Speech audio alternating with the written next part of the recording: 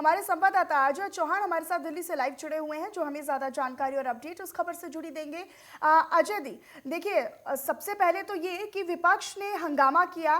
उम्मीद ये थी कि चर्चा होगी विधेयक पर, क्योंकि विपक्ष की लगातार ये मांग थी, लेकिन चर्चा हो नहीं सकी, स्थगित कर दिया गया। देखिए जिस हेलो अजय जी, अजय आवाज मिल पा रही है आपको?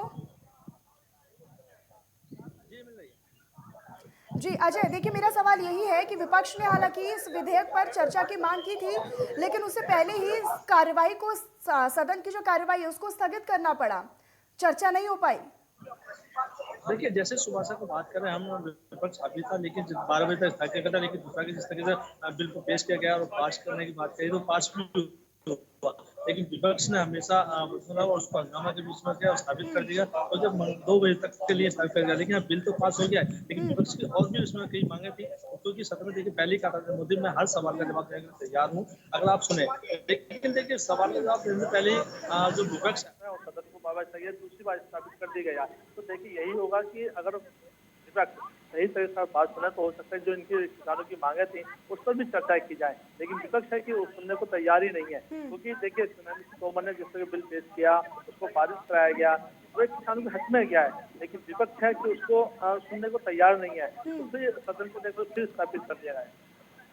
लेकिन अजय देखिए, प्रधानमंत्री नरेंद्र मोदी ने कहा था कि सबकी बातें रखी जाएं, सबको सुना जाए, हंगामा ना हो और चर्चा बहुत अच्छे तरीके से, एक डिसिप्लिन तरीके से की जाए, लेकिन वो तो कहीं से कहीं तक लोकसभा सदन में नजर नहीं आया।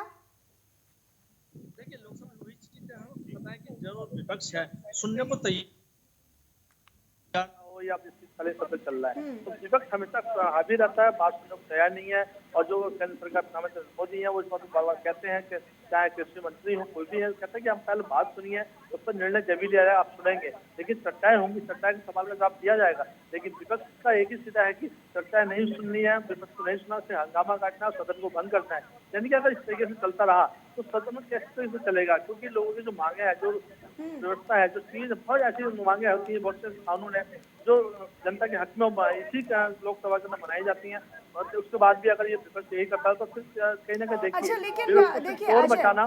देखिए बहुत महत्वपूर्ण हो जाता है, क्योंकि कहीं ना कहीं राकेश टिकैत ने ये कहा था कि हम उस दिन का इंतजार कर रहे हैं जब संसद में ये बिल पेश होगा और पास होगा, लेकिन अब तो बिल पेश हो गया है, पास भी हो गया है कृषि कानून वापसी का। अब आगे किसानों की क्या रणनीति है? देखिए रणनीति वही है, किसानों से मैंने जो सुबह भी हमें बात बताई थी कि जिस तरीके से एमएसपी गारंटी की जो टेबल में मांग कर रहे हैं, ये सबसे बड़ा मुद्दा हुआ है, क्योंकि एमएसपी काफी समय से मांग की जा रही है, लेकिन प्रधानमंत्री नरेंद्र मोदी ने एक ही कहते अगर कृषि बिल लाए थे तो उन्होंने रद्द भी किया, वापिस भी किया।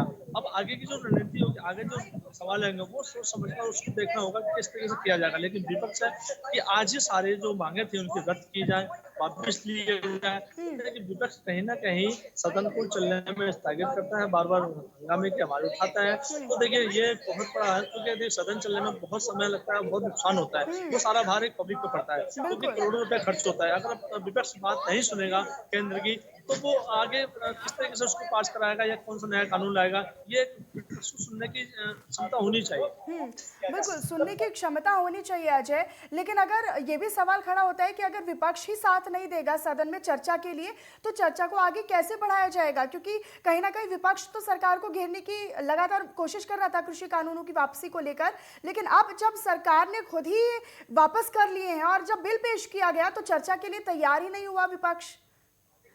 बिल्कुल यही चीज तो है, अगर आप नहीं सुनेंगे तो बिल कैसे पास होगा, कैसे नए कानून बनेंगे, तो देखिए सत्ताधारी है, बहुमत में केंद्र सरकार है, अगर ये नहीं सुनेंगे तो केंद्र सरकार कोई ना कोई निर्णय लेगी, वो अपने पक्ष में रहेगी, चाहे वो लोकसभा चाहे राज्यसभा। तो देखिए ये जरूर है, विपक्ष को सुनना चाहिए, पब्लिक के लिए उनको, पब्लिक उनको चुनकर भेजती है अपनी समस्याओं के लिए, अगर जो नेता है जो एमपी है अगर वो नहीं सुनेंगे केंद्र की तो पब्लिक को कैसे पता चलेगा कि हमारे जो ठीक नेता अजय, मैं हमने भेजे हैं लौटूंगी सदन आपके में। पास। हमारे संवाददाता विवेक दीक्षित हमारे साथ गाजीपुर बॉर्डर से लाइव जुड़े हुए हैं।